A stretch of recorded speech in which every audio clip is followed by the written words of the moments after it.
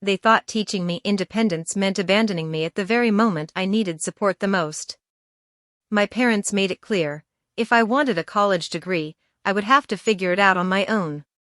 At 18, I felt betrayed, lost, and furious, but I swallowed the pain and worked myself to exhaustion. 9 years later, the tables turned in ways they never imagined. The very independence they forced onto me became the weapon of karma, and when they came knocking, they found out just how much I had learned. At the end of high school, while all my friends were celebrating their acceptance letters and talking about dorm decorations, my reality was a nightmare. My parents, who had decent jobs and could easily afford tuition, told me they weren't paying a single cent. Their reasoning? They wanted me to be independent. My dad said, "If you can't make it on your own, you don't deserve to be in college." I was blindsided. I had assumed, like most kids, that my parents would help at least a little. Instead, I was told to either take out loans or skip college altogether. I cried, begged, and even pointed out how unfair it was since they'd paid for my older sibling's degree. But they stood firm, almost smug about it. They wanted to toughen me up. At that moment, I realized two things. First, that I was utterly on my own. Second, that if I ever made it, I would owe them nothing, not even gratitude. The first few years were brutal. I worked 2 part-time jobs while taking classes. I'd wake up at 5 a.m., open at a coffee shop, rush to campus for lectures, then close at a retail store until midnight. Sleep was a luxury I couldn't afford. Every semester was a battle. I maxed out student loans, scavenged for scholarships, and skipped meals just to buy textbooks. My parents didn't check in, didn't ask how I was managing, and certainly didn't offer help. If anything, they seemed proud of their lesson. The toll wasn't just financial, it was emotional. I watched classmates party, join clubs, and live the college life, while I was running on caffeine and sheer determination. There were nights I wanted to quit, but the thought of proving my parents wrong kept me going. By my junior year, something shifted. My professors noticed my work ethic, and I landed an internship that actually paid well. It wasn't much, but it was the first sign that I wasn't just surviving, I was building something. The internship changed everything. Not only did it ease my financial stress, but it also gave me a clear career path. My supervisor saw potential in me and became a mentor, teaching me the ropes of the industry. For the first time, I felt like the sacrifices were paying off. By the time I graduated, I didn't just have a degree, I had experience and connections. I walked across that stage with no family cheering for me in the stands, but I held my head high. They hadn't believed in me, and I didn't need them. After graduation, I landed a full-time job with a starting salary higher than both my parents combined.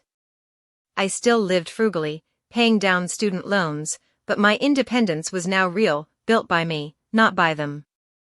As the years passed, I climbed the ladder.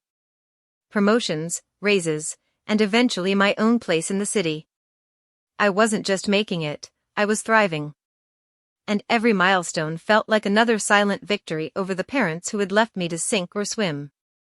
9 years later, my life looked very different.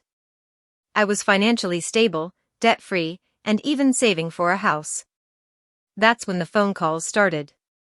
My parents, once so proud of teaching me independence, were suddenly in financial trouble. Bad investments, mounting bills, and looming retirement left them desperate. At first, they hinted. "You're doing so well, maybe you could help us out a little." Then it turned into direct requests for money. My mom actually said, "After all we've done for you, it's time to give back." I laughed. Out loud. Because what exactly had they done for me? They'd abandoned me at 18, forced me to drown in debt, and never once showed support. And now, after nearly a decade of silence, they wanted me to bail them out? The audacity was staggering. I reminded them of their words, "If you can't make it on your own, you don't deserve it." I told them I had made it on my own, and now, so could they. My revenge wasn't loud or dramatic. It was simple and devastating. I gave them exactly what they had given me, nothing. When they asked for money, I refused. When they hinted about moving in with me, I shut it down immediately. When my dad accused me of being ungrateful, I reminded him of the college years I starved and struggled while they sat comfortably at home. The truth was, they had expected me to fail. They thought I'd crawl back, begging for help, and that withholding support would give them leverage. Instead, I had flourished, and now the power dynamic had shifted entirely. Cutting them off wasn't easy emotionally, they were still my parents, after all. But I realized they had made their choice years ago. They wanted me independent? Fine. Independence means I don't owe them my success, my money, or my time. And that was the sweetest revenge of all. Independence was their lesson, but it became my victory. They thought withholding support would break me, but it built me into someone they could no longer control. When they came back expecting me to rescue them, they discovered the truth: bridges burned can't be rebuilt with guilt.